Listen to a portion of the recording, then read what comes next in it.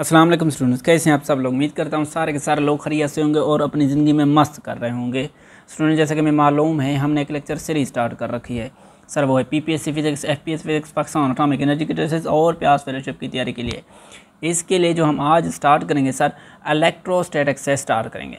लेकिन उससे पहले छोटी सी रिक्वेस्ट है, काइंडली मेरे चैनल को सब्सक्राइब कर दें। इलेक्ट्रोस्टैटिक्स में सबसे पहले हम चार्जेस के बारे में पढ़ते हैं। Sir, charge it is property of attraction और रिपल्शन ऑफ बॉडी, यानी कि it is property of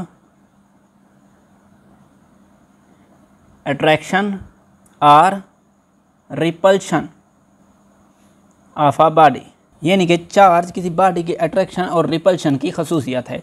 charge का फार्मूला होता है Q = NE। यहाँ पर n नंबर्स हैं और इनकी वैल्यू है 1 2 3 अप टू सो ऑन। तो इस लिहाज से चार्ज बनेगा E 2E 3E and up to so on, यानी कि जो चार्ज है वो क्वांटाइज्ड है। क्या है सर? क्वांटाइज्ड। उसकी वजह यह है कि जो चार्ज की ओनली स्पेसिफिक वैल्यूज़ हैं और वो specific values E 2E 3E up to so on. एक बड़ा मशहूर ज़माना MCQs है कि बताएं number of electrons in 1 coulomb charge कितने होते हैं, यानी कि एक कूलम चार्ज में कितने इलेक्ट्रॉन्स पाए जाते हैं। पहले तो सर इस MCQs को खुद सॉल्व करें, अगर नहीं आता तो इसका सोल्यूशन यहाँ पर देखें। सोल्यूशन इसका है हमारे पास, चार्ज का फार्मूला होता है Q = NE, यानी कि नंबर ऑफ इलेक्ट्रॉन बताने हैं तो बनेगा Q/E। हमारे पास चार्ज है 1 कूलम और चार्ज ऑन इलेक्ट्रॉन होता है 1.6 × 10⁻19 कूलम के बराबर होता है। जब इसको सॉल्व करें तो बनता है N = 6.25 × 10⁻18 इलेक्ट्रॉन्स के बराबर होते हैं, यानी कि एक कूलम चार्ज में इतने इलेक्ट्रॉन्स पाए जाते हैं। अब याद रखें ये चीज़ जो मैं बताने लगा हूँ ये बहुत इम्पोर्टेंट है।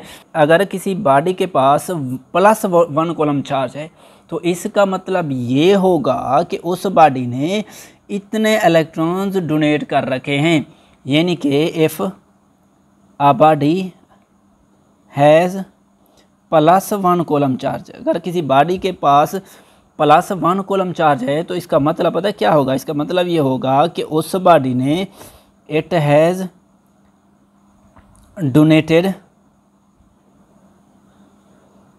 6.25 × 10⁻18 इलेक्ट्रॉन्स, यानी कि इस बॉडी ने एक्चुअली इतने इलेक्ट्रॉन्स डोनेट कर रखे हैं।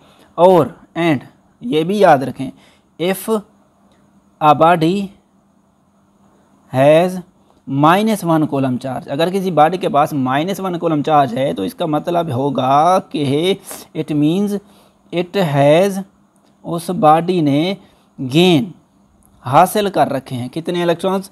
6.25 × 10⁻18 इलेक्ट्रॉन्स, यानी कि उस बॉडी ने इतने इलेक्ट्रॉन्स गेन कर रखे हैं। नेक्स्ट MCQs है हमारे पास। ये MCQs कहता है कि 2 बॉडीज़ हैं हमारे पास, 2 बॉडीज़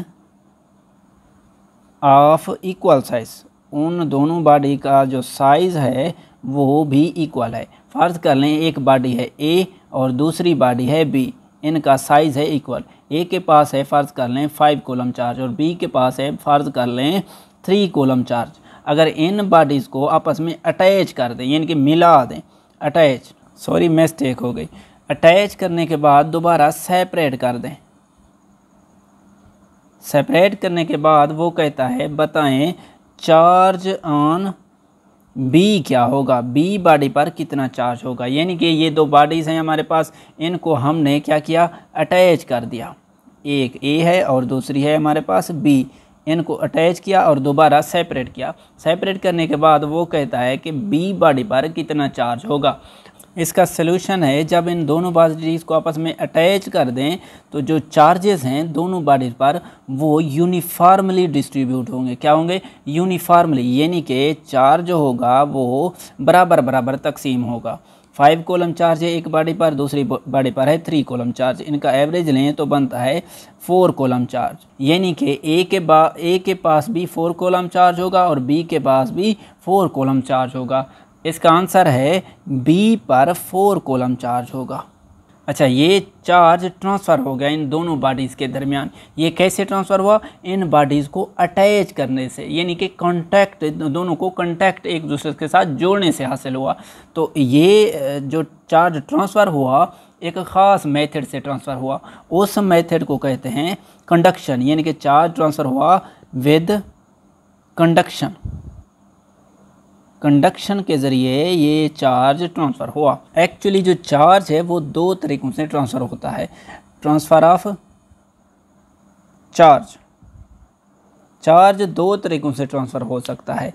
एक होता है विद कंडक्शन, जो अभी अभी पढ़ा, विद कंडक्शन, और दूसरा मेथड होता है विद इंडक्शन। इंडक्शन के ज़रिए भी चार्ज एक बॉडी से दूसरी बॉडी की तरफ ट्रांसफ़र हो सकता है। कंडक्शन होता है विद कंटेक्ट, यानी कि दो बॉडीज़ को आपस में कंटेक्ट करके मिलाकर जो ट्रांसफ़र चार्ज होता है उसे transfer of charge with conduction कहते हैं। लेकिन इंडक्शन में बॉडीज़ का आपस में कोई कंटेक्ट नहीं होता, विदाउट कंटेक्ट,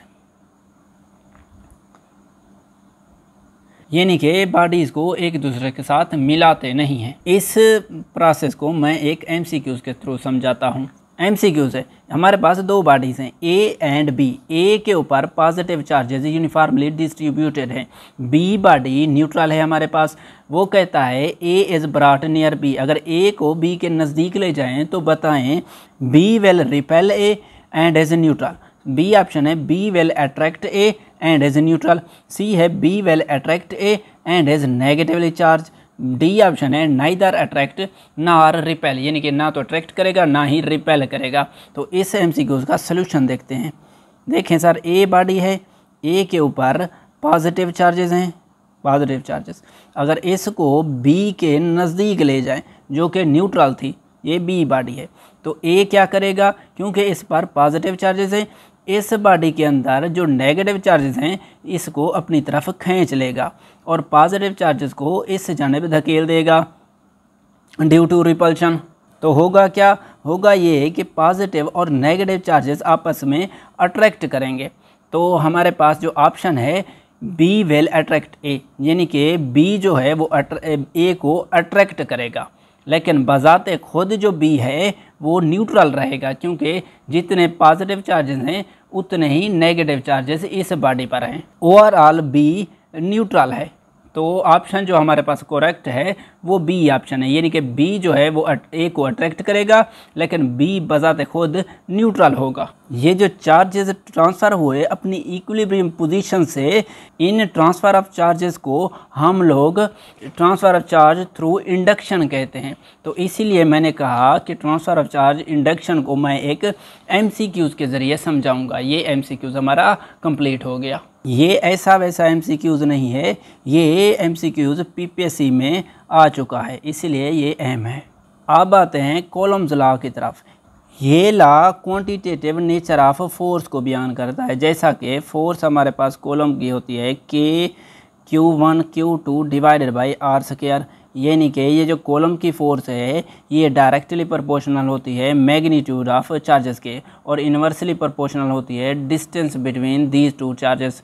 यहाँ पर जो k है इसे कहते हैं प्रोपोर्शनैलिटी कांस्टेंट, और ये दो चीज़ों पर डिपेंड करता है। एक तो मीडियम पर डिपेंड करता है, मीडियम डिपेंडेंट है, और दूसरा सिस्टम ऑफ यूनिट्स पर भी डिपेंड करता है, सिस्टम ऑफ यूनिट्स पर।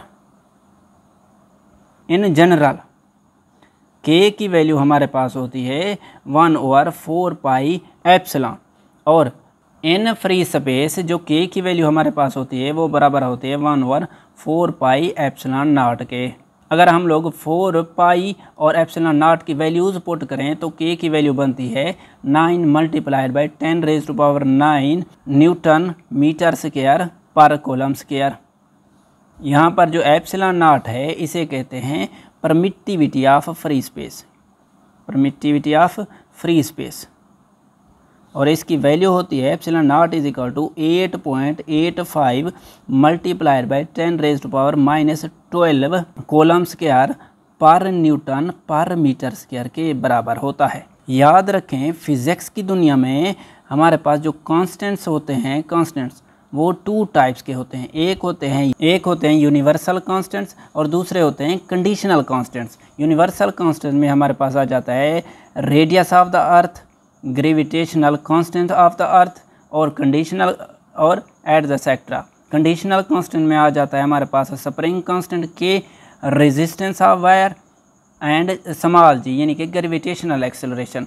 ये जो यूनिवर्सल कांस्टेंट होते हैं ये कांस्टेंट रहते हैं, कैन नॉट चेंज, ये तब्दील नहीं होते। क्योंकि अगर किसी प्रॉब्लम्स को आप लोग सॉल्व कर रहे हैं, चाहे उस प्रॉब्लम को अर्थ पर सॉल्व करें या मून पर जाकर सॉल्व करें, दोनों सूरतों में जो रेडियस ऑफ अर्थ होगा वो कांस्टेंट रहेगा, वो इक्वल होगा 6.4 मल्टीप्लाइड बाई 10⁻⁶ मीटर के बराबर होगा और वो चेंज नहीं होगा। लेकिन जो कंडीशनल कांस्टेंट होते हैं हमारे पास, जैसा कि हो गया resistance of wire, resistance with temperature तब्दील होती रहती है, ग्रेविटेशनल एक्सेलरेशन भी विद हाइट तब्दील होता रहता है। तो ये तब्दील हो सकते हैं, कैन चेंज,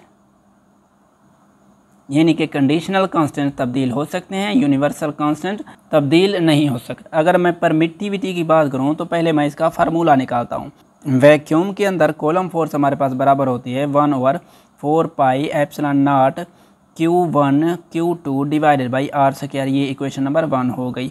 और मीडियम के अंदर ये फोर्स हमारे पास बराबर होती है कॉलम फोर्स की 1/4 pi epsilon not epsilon r Q1 Q2 divided by r²। ये इक्वेशन नंबर 2 हो गई। याद रखें जिस मीडियम की रिलेटिव परमिटिविटी ज़्यादा होगी उस मीडियम में कॉलम फोर्स उतनी ही कम होगी। अगर इनका रेशो ले लें तो वो बनेगा F vacuum divided by F medium is equal to epsilon r और बाकी ये सारे कट जाएंगे। यानी कि ratio of coulomb force and vacuum to coulomb force and medium is equal to relative permittivity. अगर किसी MCQs में उसने दे रखा हो कि वैक्यूम के अंदर कॉलम फोर्स है 50 न्यूटन और मीडियम के अंदर कॉलम फोर्स है फ़र्ज़ कर लें 25 न्यूटन, तो बताएं रिलेटिव परमिटिविटी क्या बनेगी। तो आपने बता देना है जो रिलेटिव परमिटिविटी है इन दो फोर्सेस का रेशो है। तो रेशो निकालने से बनेगा रिलेटिव परमिटिविटी 2। रिलेटिव परमिटिविटी क्या बनेगी? 2 बनेगी। अब रिलेटिव परमिटिविटी की डेफिनेशन पर आते हैं। इसके मुताबिक ability of a medium to observe the electric lines of force is called permittivity. For example हमारे पास 2 बॉडीज़ है, एक है ए के ऊपर पॉजिटिव चार्जेस है, दूसरी बॉडी है बी पर नेगेटिव चार्जेस हैं। तो electric field lines positive to negative होती हैं। ये इलेक्ट्रिक फील्ड लाइंस हो गई। फर्ज कर लें इन इलेक्ट्रिक फील्ड लाइंस की तादाद 5 है। अब अगर मैंने इन इलेक्ट्रिक फील्ड्स के रास्ते में एक मीडियम रख दिया, ये मीडियम है डाई इलेक्ट्रिक मीडियम, तो इस मीडियम ने इन 2 लाइंस ऑफ इलेक्ट्रिक फील्ड को ऑब्जर्व कर लिया है और बाकी 3 को इसने गुजरने दिया है इन 5 में से। तो बताएं इसकी परमिटिविटी क्या होगी। अगर मैंने इन इलेक्ट्रिक फील्ड्स के रास्ते में एक डाई इलेक्ट्रिक मीडियम रख दिया, जैसा कि ये एक डाई इलेक्ट्रिक मीडियम है, तो इस मीडियम ने इन 5 इलेक्ट्रिक फील्ड लाइंस में से 2 इलेक्ट्रिक फील्ड लाइंस को अपने अंदर ऑब्जर्व कर लिया, यानी कि जज्ब कर लिया और इनको आगे पास नहीं होने दिया, बाकी 3 को गुजरने दिया। तो बताएं इस मीडियम की परमिटिविटी क्या होगी। तो इसका आंसर हमारे पास है, इसकी परमिटिविटी 2 होगी, क्योंकि परमिटिविटी की डेफिनेशन है इस मीडियम की वो एबिलिटी जो इन इलेक्ट्रिक फील्ड लाइंस को ऑब्जर्व कर सके। तो वो इस मीडियम ने 2 इलेक्ट्रिक फील्ड लाइंस को अपने अंदर ऑब्जर्व कर लिया, तो इसकी परमिटिविटी 2 हो गई। रिलेटिव परमिटिविटी का फार्मूला होता है एप्सिलॉन और एप्सिलॉन नॉट, यानी कि रिलेटिव परमिटिविटी हो गई permittivity of free space with respect to medium, permittivity of free space with respect to medium. और एप्सिलॉन का फार्मूला हो गया epsilon is equal to epsilon R into epsilon naught. इस epsilon को कहते हैं अब्सोल्यूट परमिटिविटी। और अगर किसी MCQs ने उसने पूछा हुआ है कि रिलेटिव परमिटिविटी की वैल्यू हमारे पास 10 है और एब्सोल्यूट परमिटिविटी बताएं, तो इसी क्वेश्चन के मुताबिक आप लोग ये चीज़ निकाल सकते हैं।